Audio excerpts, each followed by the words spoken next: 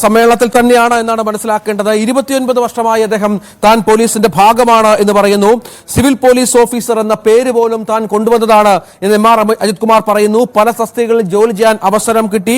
ഇത്തരം കാര്യങ്ങൾ ഇപ്പോൾ പറയാൻ കാരണം ഇനിയൊരു അവസരം കിട്ടിയെന്ന് വരില്ല എന്നാണ് എം ആർ അജിത് കുമാർ പറയുന്നത്. പല കാരണങ്ങൾ കൊണ്ടും പല കാരണങ്ങൾ കൊണ്ടും തനിക്ക് ഒരു പക്ഷേ ഇത് തുറന്നു പറയാനുള്ള അവസരം കിട്ടില്ല എന്ന് പറയുന്നു. താൻ പോലീസിനു വേണ്ടി ചെയ്ത പ്രധാനപ്പെട്ട കാര്യങ്ങൾ അദ്ദേഹം ഏറ്റുപറഞ്ഞുകൊണ്ടാണ് എം ആർ അജിത് കുമാർ സംസാരിക്കുന്നത്.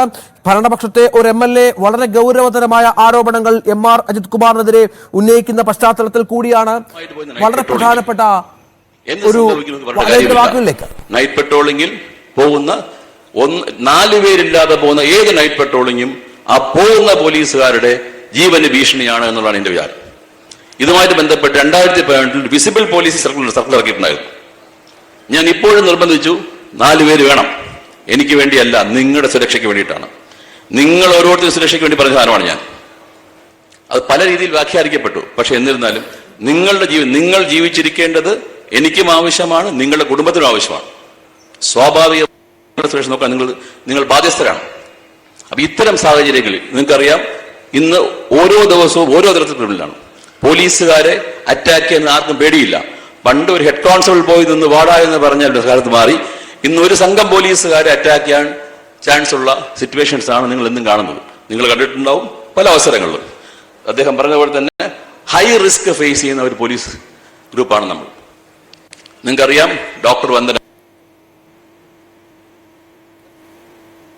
എം ആർ അജിത് കുമാർ ഇപ്പോൾ സംസാരിക്കുകയാണ്. പോലീസ് അസോസിയേഷന്റെ യോഗത്തിൽ ADGP അജിത് കുമാറിനെതിരെ അൻവർ കൂടി വന്ന പശ്ചാത്തലത്തിലാണ് അദ്ദേഹത്തിന്റെ പരാമർശം ഉണ്ടാകുന്നത് എന്ന് ശ്രദ്ധേയമാണ് എന്നുകൂടി ചേർത്ത് വായിക്കണം. കാരണം തനിക്ക് ഒരു പക്ഷേ ഇനി ഇത് തുറന്നു പറയാനുള്ള അവസരം കിട്ടില്ല. അതുകൊണ്ടാണ് പോലീസ് സേനയ്ക്ക് വേണ്ടി താൻ ചെയ്ത വളരെ പ്രധാനപ്പെട്ട കാര്യങ്ങൾ ഈ വേദിയിൽ തുറന്നു പറയുന്നത് എന്ന് പറയുന്നു. പോലീസ് സേനയിൽ പല മാറ്റങ്ങൾക്കും താൻ കാരണക്കാരനായിട്ടുണ്ട്. ഇത്തരം കാര്യങ്ങൾ ഇപ്പോൾ പറയാൻ കാരണം ഇനിയൊരു അവസരം കിട്ടിയെന്ന് വരില്ല. ഒരു പെട്രോൾ ഓഫീസറായി പോലും താൻ ജോലി ചെയ്തിട്ടുണ്ട് എന്ന് എം ആർ അജിത് കുമാർ പറയുന്നു. പല തസ്തികകളിൽ ജോലി ചെയ്യാൻ അവസരം കിട്ടി.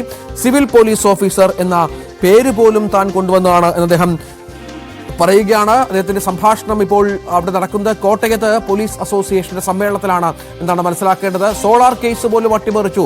കവടിയാറിൽ കോടികൾ വില വരുന്ന വീടുകൾ വെക്കുന്നു എന്നതടക്കമുള്ള ആരോപണങ്ങൾ എം ആർ അജിത് കുമാറിനെതിരെ ഉന്നയിക്കുന്നത് സംസ്ഥാനത്തെ പോലീസ് ഭരണപക്ഷ MLA ആണ് എന്ന് ആലോചിക്കണം. ഇതിനിടയിലാണ് എം ആർ അജിത് കുമാർ ചില മറുപടികൾ ഇതുമായി ബന്ധപ്പെട്ട് നൽകുന്നത് എന്നതുകൂടി ചേർത്ത് വായിക്കണം. എം ആർ അജിത് കുമാർ ഇപ്പോൾ അവിടെ സംസാരിച്ചുകൊണ്ടിരിക്കുകയാണ്. അദ്ദേഹത്തിന്റെ ഓഡിയോ സംഭാഷണമാണ് കേട്ടത്. ADGPക്കെതിരെ വലിയ ഗുരുതരമായ ആരോപണങ്ങൾ. മുഖ്യമന്ത്രി അന്വേഷിച്ച് ഇതിലിടപെടും എന്ന ആത്മവിശ്വാസം അൻവർ പ്രകടിപ്പിക്കുന്നുണ്ട്.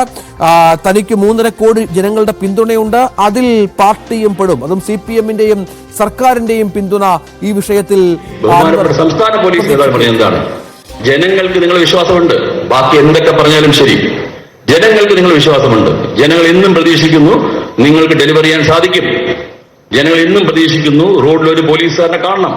ഇന്നും റോഡിലൊരു പോലീസുകാരനെ കണ്ടാൽ സുരക്ഷിത ബോധം ഉണ്ടാവുന്ന ആൾക്കാരാണ് ഞാൻ ഉൾപ്പെടെയുള്ള ആൾക്കാർ.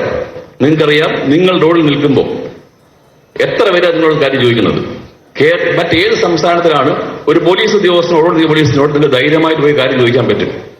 നിങ്ങളോട് ചോദിക്കുമ്പോൾ നിങ്ങൾ കൃത്യമായിട്ട് ഉത്തരം പറയുന്നത് മാത്രമല്ല, അവരെ ഗൈഡ് ചെയ്ത് എത്തിച്ചു കൊടുക്കുന്നു. എനിക്ക് ഇന്നും ഓർമ്മയുണ്ട്, കഴിഞ്ഞ UDF സർക്കാർ കാലത്ത് രമേശ് ചെന്നിത്തലയുടെ സാറിന്റെ PS-ന്റെ ഫാമിലി രാത്രി 11 മണിയായപ്പോൾ MLA ബ്രേക്ക് ഡൗൺ ഉണ്ടാവുകയും അന്ന് കൺട്രോൾ റൂംകാർ ടയർ മാറ്റിക്കൊടുത്തു എന്ന് മാത്രമല്ല, ഉടനീളം അവർ വീട് വരെ പൈലറ്റ് ചെയ്ത് ഉണ്ടാക്കി കൊടുത്തു. അങ്ങനെ എത്രയെത്ര അനുഭവങ്ങൾ. ഒരുപക്ഷെ ബഹുമാനപ്പെട്ട മുഖ്യമന്ത്രി പറഞ്ഞതുപോലെ ദുരന്തങ്ങൾ മാത്രമല്ല, ദൈനംദിനം ഇന്നൊരു ദിവസം എടുത്തു കഴിഞ്ഞാൽ കേരള പോലീസിലെ സാധാരണ പോലീസുകാരനായ സിവിൽ പോലീസ് ഓഫീസറും സീനിയർ സിവിൽ പോലീസ് ഓഫീസറും ASIയും ചെയ്യുന്ന ജീവകാരുണ്യ പ്രവർത്തനങ്ങൾ എന്തൊക്കെയാണ്, ജീവൻ രക്ഷാപ്രവർത്തനം എന്തൊക്കെയാണ് നിങ്ങൾ നോക്കിയാൽ അറിയാം. അതിഭയങ്കരമാണ്. ഇത്രത്തോളം ചെയ്ത് പക്ഷെ നമ്മൾ ഹൈലൈറ്റ് ചെയ്യപ്പെടാറില്ല, നമ്മൾ പബ്ലിസിറ്റി ചെയ്യാറില്ല, നമ്മളൊന്നും പ്രശസ്തിക്കേട് പറയാറില്ല. നമ്മുടെ ദൈനംദിന പ്രവൃത്തിയാണ് നമ്മൾ കൊണ്ടുപോവുകയാണ്. ഇത്തരത്തിലുള്ള സാഹചര്യത്തിൽ ജോലിയുടെ ഭാരം കൂടി എന്നുള്ളത് വസ്തുത തന്നെയാണ്. പുതിയ ഡിവിഷൻസ് വരുമ്പോൾ അതുമായിട്ട് ബന്ധപ്പെട്ട് റെസ്പോണ്ട് ചെയ്യാനായിട്ട് പോലീസ് സ്റ്റേഷനുകളിൽ പോലീസ് ഉദ്യോഗസ്ഥർ ഇല്ല എന്നുള്ളത് വസ്തുത തന്നെയാണ്. ആ വസ്തുത മറച്ചു വെക്കേണ്ട കാര്യമില്ല, ആ വസ്തുത ഒളിച്ചു വെക്കേണ്ട കാര്യമില്ല.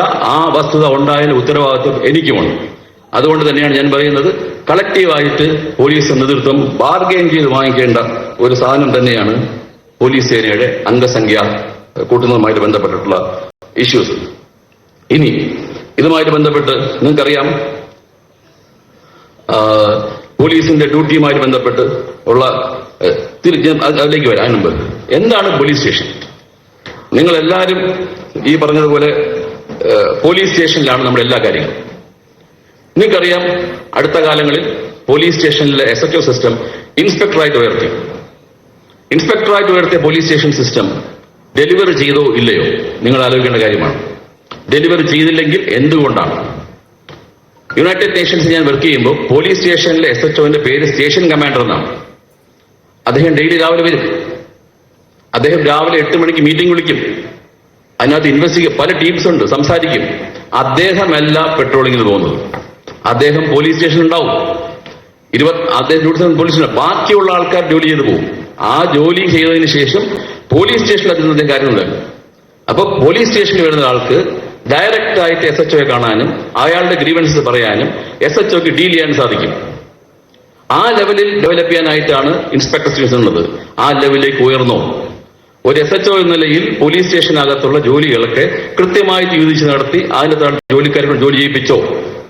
ജോലി ചെയ്യിപ്പിച്ചെങ്കിൽ ചെയ്യിപ്പിച്ചു, ഇല്ലെങ്കിൽ എന്തുകൊണ്ടാണ് നിങ്ങൾ ചിന്തിക്കേണ്ട കാര്യമാണ്. ഒരു പോലീസ് സ്റ്റേഷൻ ഞാൻ എങ്ങനെ ഡിവൈഡ് ചെയ്യാം? പോലീസ് സ്റ്റേഷനിലെ അഡ്മിനിസ്ട്രേഷൻ വിങ് ഉണ്ട്, റൈറ്റർ നമ്മൾ പറയും. ആ പേര് തന്നെ മാറ്റണം. ഈ റൈറ്റർ എന്ന പേരെ മാറ്റണം. നമ്മൾ പറയേണ്ടത് സ്റ്റേഷൻ അഡ്മിനിസ്ട്രേഷൻ ഓഫീസർ പോസ്റ്റ് ഉണ്ടാക്കണം. Station administration officer. അദ്ദേഹത്തിന്റെ ജോലി എന്താണ്? ലീവ്, പേഴ്സണൽ ഫയൽ നോക്കുന്ന കളിയാണ്. രണ്ടാമതൊരാൾ ഉണ്ടാക്കണം, സ്റ്റേഷൻ ലോജിസ്റ്റിക്സ് ഓഫീസർ. അദ്ദേഹത്തിന്റെ ജോലി എന്താണ്? എല്ലാവിധ ലോജിസ്റ്റിക്സും, വയർലെസ്, കമ്പ്യൂട്ടർ, മോട്ടോർ വാഹനം ഉൾപ്പെടെയുള്ള എല്ലാ സാധനങ്ങളും നോക്കാനുള്ളത്. ഒരു സ്റ്റേഷൻ മോട്ടോർ ട്രാൻസ്പോർട്ട് ഓഫീസർ ഉണ്ടാവണം. ഇതെല്ലാം ഒരാളായാലും മതി. അതിന് 3 ആയിട്ട് ഉപയോഗിക്കണം. അപ്പൊ അതിനൊരു പ്രത്യേക സാധനം വേണം. രണ്ടാമത്തെ കാര്യം എന്താണ്? ഇൻവെസ്റ്റിഗേഷൻ പ്രത്യേക സാധനം വേണം. മൂന്നാമത്തെ സാധനം എന്താണ്? Field duties. എന്തൊക്കെയാ ഫീൽഡ് ഡ്യൂട്ടീസ്? അതിനൊരു പ്രത്യേക ഭാഗം വേണം. നാലാമത്തെ ഭാഗം എന്താണ്? Duty officer. ഇന്ന് നമ്മൾ നടക്കുന്ന പോലീസ് അസോസിയേഷൻ യോഗത്തിലാണ് ഇപ്പോൾ MR അജിത് കുമാർ സംസാരിച്ചുകൊണ്ടിരിക്കുന്നത്.